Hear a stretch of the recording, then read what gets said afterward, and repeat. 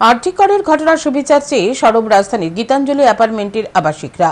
তারা মোবাইলের আলো জ্বালিয়ে প্রতিবাদে সামিল হলেন। আরটিকরে যুবতী চিকিৎসককে হত্যার প্রতিবাদ ক্রমেই ছড়িয়ে পড়ছে। দোষীদের কঠোর শাস্তির দাবিতে ত্রিপুরার বিভিন্ন জায়গায় হচ্ছে আন্দোলন। সমাজের বিভিন্ন পেশার মানুষ সরব হচ্ছেন। এবার ঘটনার প্রতিবাদ জানিয়ে সুবিচারের দাবি জানিয়ে আন্দোলনে আগরতলা গীতাঞ্জলি অ্যাপার্টমেন্টের আবাসিকরা। বুধবার তারা আবাসনের নিচে মোবাইলের আলো জ্বালিয়ে প্রতিবাদে সামিল হন। এক মহিলা আবাসিক বলেন, দেশের কোথাও মহিলারা আজকে নিরাপদ নয়।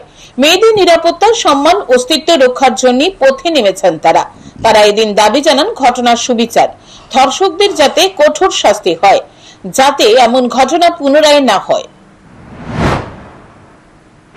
আর পুলিশের সামনে বিভিন্ন সময় এই জিনিসগুলো হয়েছে, তো আমরা এই জন্য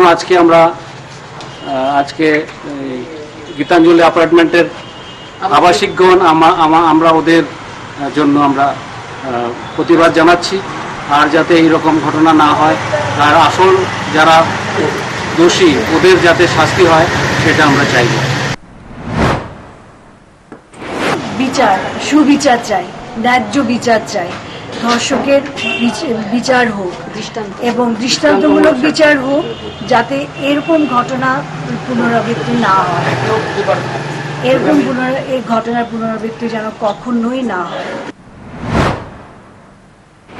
আরজি করে চিকিৎসককে ধর্ষণ করে খুন করার ঘটনায় সর্বত্র দোষীদের বিরুদ্ধে নিন্দার ঝড় বইছে। এখন দেখার খুনিদের দৃষ্টান্তমূলক সাজা হয় কিনা।